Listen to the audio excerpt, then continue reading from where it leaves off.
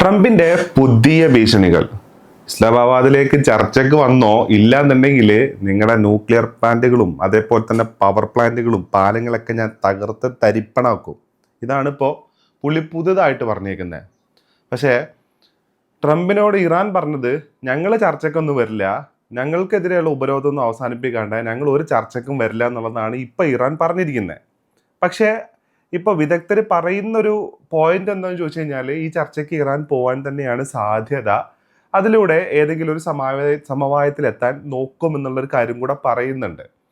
അപ്പോൾ ഇപ്പം ചർച്ചകൾ ചുറ്റിപ്പറ്റി നിൽക്കുന്ന ഒരു ഏരിയ എന്ന് പറയുന്നത് ഒന്ന് ഹോർമൂസ് തുറക്കുക, അതിനേക്കാൾ ഉപരി ഇറാൻ്റെ സമ്പുഷ്ടീകരിച്ചിട്ടുള്ള യുറേനിയം അത് അമേരിക്കക്ക് കൈമാറുക എന്നുള്ള ഒരു സാധനം കൂടിയാണ്.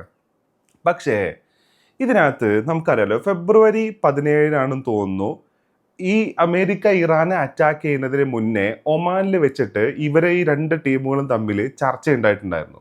അന്ന് ലോകത്ത് ഒരു രാജ്യങ്ങളും അംഗീകരിക്കാത്ത കാര്യങ്ങൾ വരെ ആ ചർച്ചയിൽ ഇറാൻ അംഗീകരിക്കുന്ന നിലയുണ്ടായിരുന്നു. അന്ന് ഒമാൻ പറഞ്ഞത് ചർച്ച വളരെയധികം നല്ല രീതിയിൽ മുന്നോട്ട് പോവുകയാണ്, ഇതിനൊരു നല്ല സൊല്യൂഷൻ ഉണ്ടാവാൻ സാധ്യതയുണ്ട് എന്നുള്ളത് അന്ന് ഒമാൻ പറഞ്ഞിട്ടുണ്ടായിരുന്നു.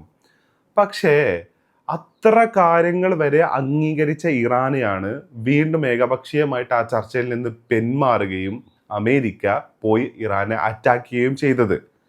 ഇപ്പോഴാണ് നമുക്ക് ഈ അടുത്താണ് നമുക്ക് അതിൻ്റെ റീസൺ അല്ല നമുക്ക് പുറത്തു വന്നേ. അതായത് ഈ ഹാഫ് കുക്ക്ഡ് ആയിട്ടുള്ള ഐഡിയ ഈ ട്രംപിന് പറഞ്ഞു കൊടുത്തത് നെതന്യാഹു ആണ് എന്നുള്ളതും ഈ ഒരു അറ്റാക്ക് നമ്മൾ നടത്തുകയാണെന്നുണ്ടെങ്കിൽ ഇപ്പം ഇറാനിൽ ഒരു റെജീം ചേഞ്ച് കൊണ്ടുവരാനും അതേപോലെ തന്നെ അതുവഴി ഇറാന്റെ ന്യൂക്ലിയർ പവറിനെയും അതേപോലെ തന്നെ ഇറാന്റെ മിസൈൽ സ്റ്റേഷനെയൊക്കെ ഇല്ലാണ്ടാക്കാനും അതിൻ്റെ കൂട്ടത്തിൽ തന്നെ കുറച്ച് മിലീഷ്യ ഗ്രൂപ്പുകളെ ഈ ടെഹ്റാനിലേക്ക് പറഞ്ഞു വിട്ടിട്ട് അവിടെ കുറച്ചും കൂടെ കയോട്ടിക് ആയിട്ടുള്ള സിറ്റുവേഷൻ ഉണ്ടാക്കുക, അങ്ങനെ അവിടെ ഒരു ഭരണ അട്ടിമറി കൊണ്ടുവരിക, ഇവരുടെ ഒരു പാവ സർക്കാരിനെ അവിടെ വെക്കുക എന്നുള്ള ഒരു കാര്യം കൂടിയായിരുന്നു അന്ന് ഈ ഇസ്രായേൽ മുന്നോട്ട് വെച്ച കാര്യം, അല്ലെങ്കിൽ ട്രംപിനോട് പറഞ്ഞത്.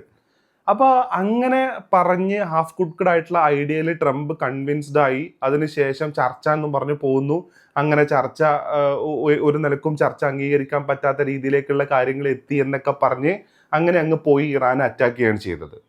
ഇറാൻ ഇത് ആൻറ്റിസിപ്പേറ്റ് ചെയ്തുകൊണ്ട് തന്നെ ഇറാൻ ഇതിനെ ഒരു എക്കണോമിക് വാറാക്കി മാറ്റാനും സാധിച്ചു എന്നുള്ളതാണ്. അപ്പോൾ ഇതിൽ നിന്ന് നമ്മൾ മനസ്സിലാക്കേണ്ടത് ഇറാന്റെ ന്യൂക്ലിയർ സ്റ്റേഷനെ ഇല്ലാണ്ടാക്കുക, അല്ലെങ്കിൽ ഇറാൻ സമ്പുഷ്ടീകരിച്ച് വെച്ചിട്ടുള്ള ഏകദേശം 400 കിലോയോളം അല്ലെങ്കിൽ 60% സമ്പുഷ്ടീകരിച്ച് വെച്ചിട്ടുള്ള ഈ പറയുന്ന യുറേനിയം അല്ലെങ്കിൽ സമ്പുഷ്ടീകരിച്ച യുറേനിയത്തിനെ അമേരിക്കക്ക് കൈമാറുക എന്നുള്ളതല്ല ബേസിക്കലി ഈ പറയുന്ന ചർച്ചകളുടെയോ അല്ലെങ്കിൽ ഈ അറ്റാക്കിൻ്റെയോ ലക്ഷ്യം എന്ന് പറയുന്നത്. യുറേനിയം സമ്പുഷ്ടീകരിച്ച യുറേനിയം എന്ന് പറയുന്നത് ഒരു പുകമറയായിട്ടാണ് നമ്മൾ കാണേണ്ടത്. ശരിക്കും ഇസ്രായേലിന് ഭീഷണിയാവുന്ന ഇറാന്റെ മിസൈൽ ശേഷിനെയും അതേപോലെ തന്നെ ഇസ്രായേലിന് ഭീഷണിയായിട്ട് നിൽക്കുന്ന ഇറാന്റെ ഇപ്പോഴത്തെ റെജീമിനെയും ഇല്ലാണ്ടാക്കുക എന്നുള്ളത് തന്നെയാണ് ഇതിലുള്ള ലക്ഷ്യം. അപ്പോൾ അതിന് വേണ്ടിയിട്ടുള്ള അടുത്ത പ്രഷർ ടാക്ടിക്സ് ആണ് ഇപ്പോൾ അമേരിക്ക ചെയ്തുകൊണ്ടിരിക്കുന്നത് എന്നുള്ളതാണ്.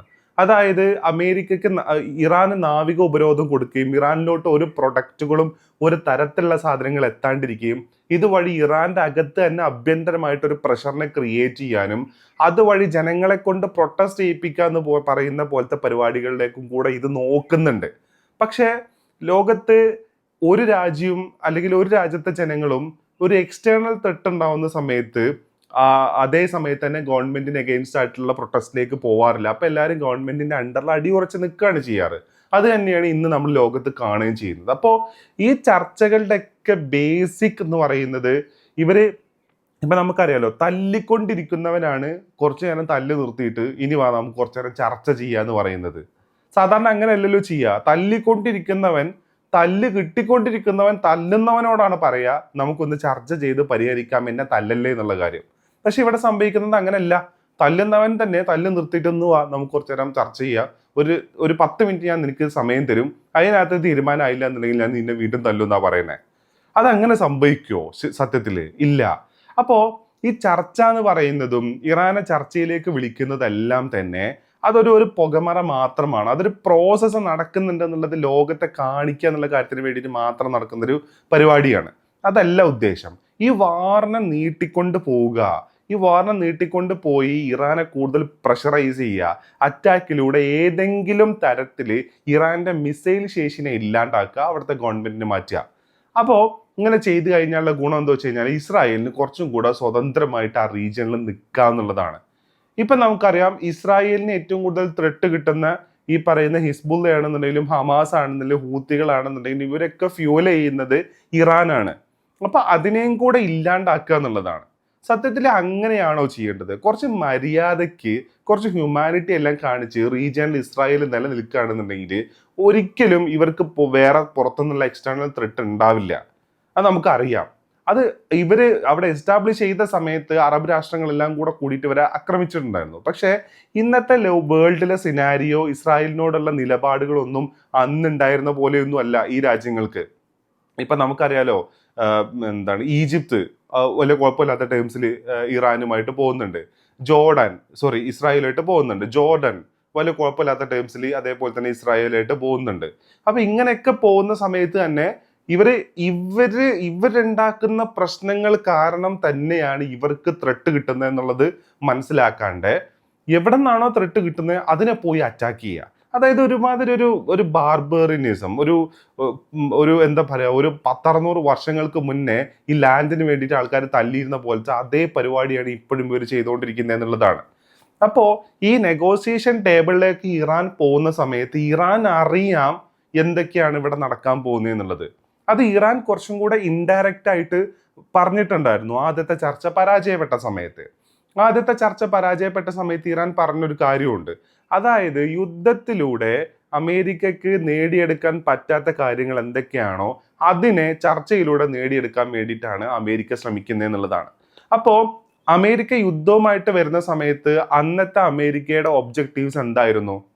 ഇറാന്റെ ന്യൂക്ലിയർ ശേഷിയും അതേപോലെ തന്നെ ഇറാനിൽ റെജീം ചേഞ്ചും ആയിരുന്നു. അതേപോലെ തന്നെ ഇറാന്റെ മിസൈൽ ശേഷിനെ കുറക്കുക എന്നുള്ളത് തന്നെയായിരുന്നു. അപ്പൊ അത് തന്നെയാണ് അവരെന്ത് ചെയ്യുന്നത്, ഈ നെഗോസിയേഷൻ ടേബിളിൽ വന്നിട്ടും ഇവർ പറയുന്നത്. അപ്പൊ ഇത് കുറച്ച് കഴിഞ്ഞാൽ മാത്രമേ ഇസ്രായേലിന് കുറച്ചും കൂടെ സ്വതന്ത്രമായിട്ട് നിലനിൽക്കാൻ പറ്റത്തുള്ളൂ. അപ്പൊ ഗവൺമെന്റിനെ മാറ്റുക, അവിടുത്തെ ഓയിലിന്റെ കൺട്രോളിലേക്ക് അമേരിക്ക കൊണ്ടുവരിക, ട്രംപിന് കുറച്ച് കച്ചവട സാധ്യതയും കൂടെ ഇറാനിൽ നോക്കുന്നുണ്ട് എന്നുള്ളതും സത്യമാണ്.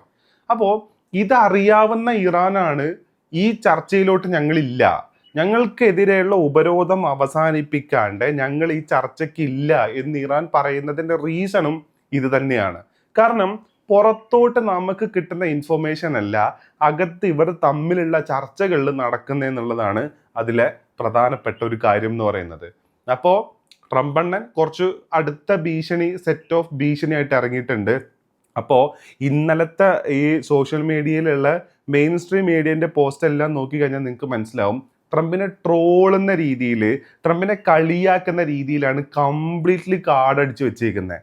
ഇപ്പോൾ ബിഗ് ടിവിയുടെ ഒരു കാർഡാണ് ഞാൻ കണ്ടത്. അതായത് ട്രംപിന്റെ പുതിയ ഭീഷണി എന്ന് പറഞ്ഞിട്ട് ഹോട്ടലുകളിൽ പുതിയ മെനു കാർഡൊക്കെ ഉണ്ടാവുമല്ലോ, ആ ലെവലിൽ ചെയ്തു വെച്ചേക്കുന്നത്. അപ്പൊ അങ്ങനത്തെ രീതിയിലേക്ക് മെയിൻ സ്ട്രീം മീഡിയ വരെ കാര്യങ്ങൾ എടുക്കുന്ന രീതിയിലോട്ട് മാറി എന്നുള്ളതാണ്.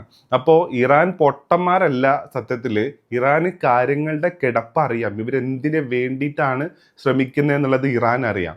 ഇവരെ ഒരു വഴിയിലൂടെ ഇവർ അതിനെ ശ്രമിച്ചുകൊണ്ടിരിക്കുമ്പോൾ അതിനെ ടാക്കിൾ ചെയ്യാനുള്ള മറുവഴികൾ ആക്ച്വലി ഇറാനും വേറെ വഴിയിലൂടെ തുറക്കുന്നുണ്ടെന്നുള്ളതും കൂടെ ഈ ഒരു സിനാരിയോയിൽ നമ്മൾ കാണണം. അപ്പൊ ഇത് പെട്ടെന്നൊന്നും അവസാനിക്കാൻ പോകുന്ന ഒരു പ്രതിസന്ധി അല്ല ഇതൊരു ഇൻഫിനിറ്റ് ആയിട്ട് നിൽക്കാൻ സാധ്യതയുള്ള ഒരു പ്രതിസന്ധി ആയിട്ട് തന്നെയാണ് ഇപ്പൊ നമ്മുടെ മുന്നിലുള്ള.